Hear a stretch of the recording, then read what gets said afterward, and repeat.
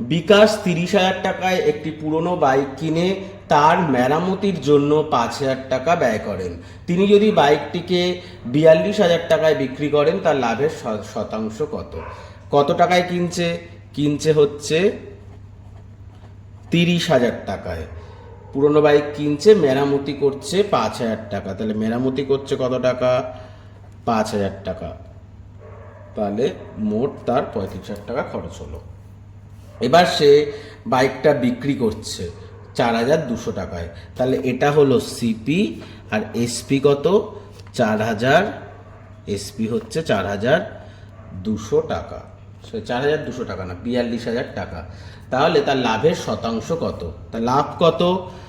আমরা জানি লাভ হচ্ছে SP minus CP by CP into 100।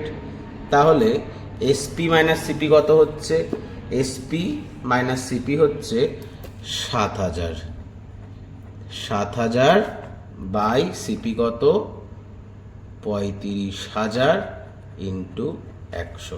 0 0 0 0 0 0 কাটলাম। 7 5 35, 5 দুগুণে 10। তাহলে 20%।